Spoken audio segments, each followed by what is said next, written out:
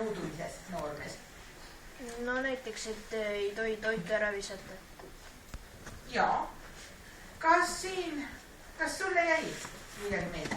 Mulle jäi meelde, et riideid on võimalik taaskasutada ja et kui sul on mingi outfitid, et siis sa saad seda katta mingi riidetükkiga. Väga tubli. Kas keegi tahab veel julge olla ja ütelda? Siin tütarlaps punased pole ka. Ütleb veel ühtegi sõna minu juures.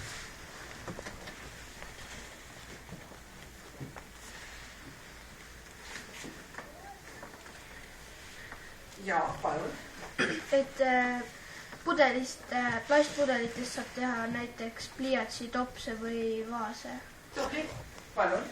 Plastitest saab teha näiteks viisi. Tubli, palun. Toidujäätmetest saab mulda. Tubli, palun. Et need teeme ära ka seostuvad arvud.